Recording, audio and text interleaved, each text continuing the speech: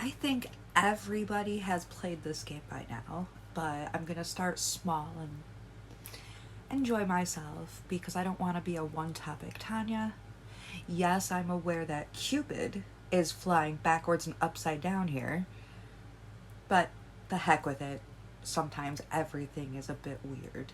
And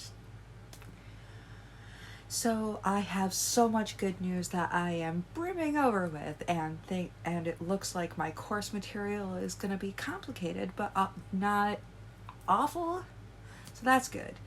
I came up with the idea, and I think everybody has played this game by now, called Two Truths and a Lie. And I've only got a few questions, but this might be great because, quite frankly, this is new to me. This is a little bit different for me, and it's going to require a lot from me, which is abnormal when it comes down to a game, but okay. And if you're wondering why this is so early, I went to bed early, which means I woke up early and then had a hard time going back to sleep. Okay, so what is the hardest piece of clothing for you to find? Well, spats. Definitely spats. Shoes. Because I have a narrower than usual foot width.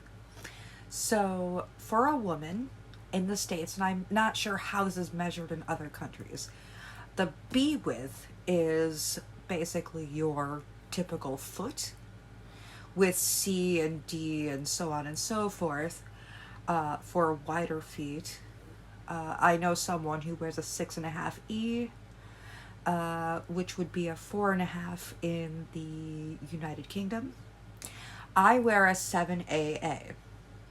So it is impressively complex to try to find shoes in my size without spending a gazillion bucks.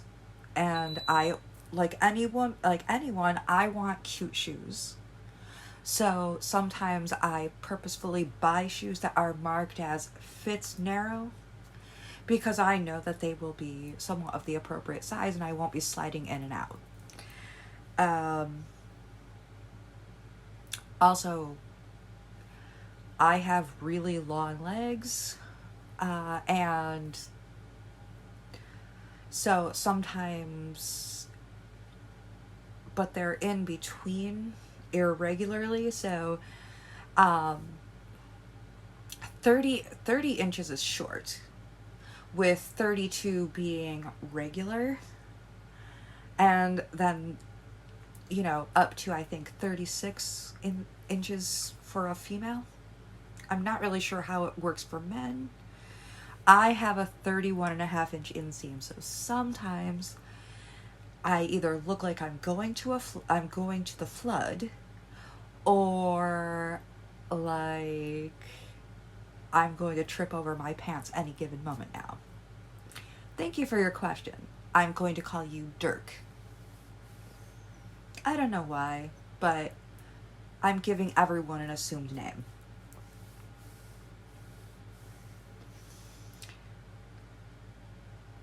Jolene asks, what is the airspeed velocity of an unladen swallow? I love you so much. No, really, I do, even though I'm giving you an assumed name. Well, it's roughly 500 kilometers an hour multiplied by 22 to the power of 3.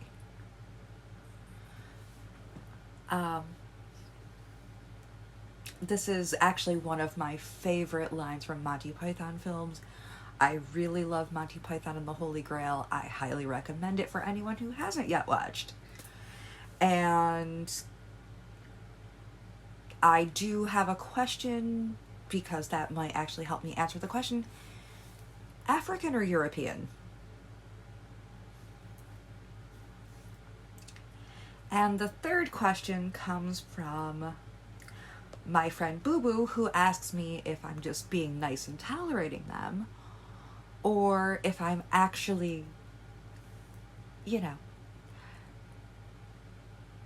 And this one's a hard question to answer because I know that people need reassurance, and I feel bad if anyone needs to ask this.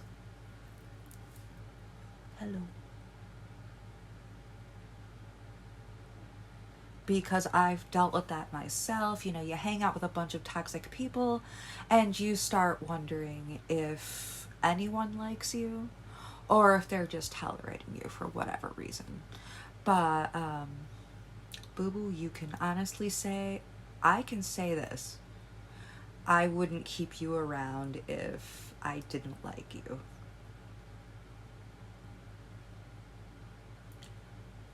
And I can't, but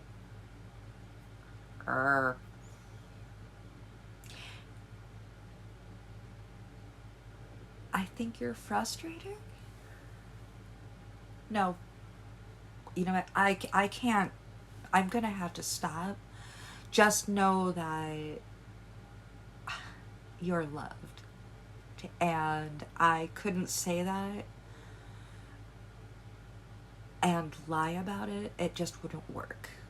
So anyway, you are loved, and take really, really good care of yourself. Actually, everyone, take really, really good care of yourself. And if you have any questions, this could just be the first round. Send them over, but know that I am going to lie to you at least once. And this episode is brought to you by Fleetwood Mac.